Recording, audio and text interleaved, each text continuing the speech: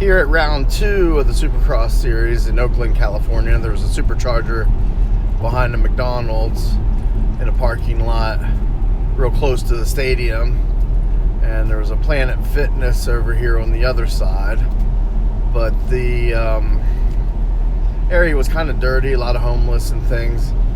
I got actually asked for some change while I was through the drive-through at Burger King on the other side of McDonald's.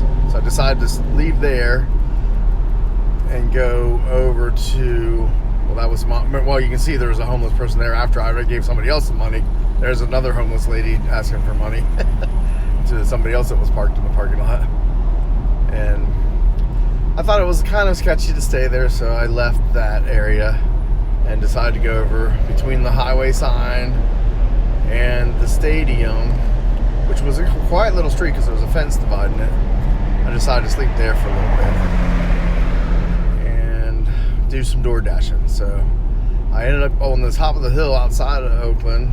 I guess you could call it the Beverly Hills of Oakland, except there was a person sleeping in their car living there, but it had a nice view at the top of the hill. You could see down all the lights of Oakland there. It was kind of nice. And here is the streets and the houses that are up on that hill. So all those people had a nice view of the city, but just still not real nice. Not quite like Anaheim. So it was a big change from staying in Disneyland in Anaheim, California. So a lot different, a little cooler too. But then as I was door dashing around, I found this bus terminal where they took care of all these buses for the city, public transportation. It was really neat. I couldn't believe there was that many buses in there, but the real amazing part was when I got to the end of this row of buses. It wasn't really a terminal after all, it's just where they maintenance at. But the cool part was they had all these electric buses. So, battery electric buses, and they had, I don't know, dozens of them. It was pretty cool.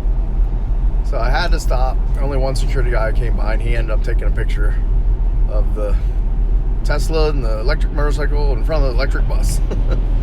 Then we get back down to the stadium, going there, and here you got people living in these old campers and living in their cars and just tarping it. If the windows get busted, they just put a tarp over it and say living in it and put their trash out. And I guess the town don't say nothing. They come and collect their trash and let them live there. According to the one homeless person I talked to, it's because of COVID, they were spreading it in the homeless shelters. So it was better for them just to let them go live along the street and out in tents in the woods in between the highways and things, and that's kind of what they did. But this was just like 1 or 2 blocks away from where the race was at the stadium.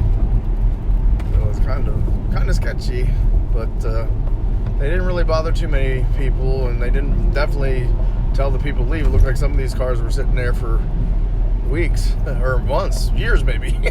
Some of these campers, I don't know if they really moved them. So it's so strange, a whole block. I mean, look, it just goes on and on and on, maybe 2 or 3 right blocks. onto 66th Avenue. Craziness.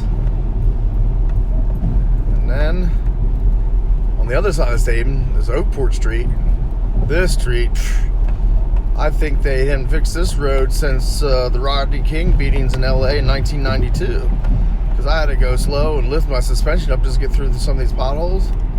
And worse yet, I think they still left one of the cars that was burned up from those riots back in 92. Because look, it was just sitting on the street. Looks like it was burned up and just left there for years. And then on the other side of the stadium, there's still people living in these old campers parked along the street.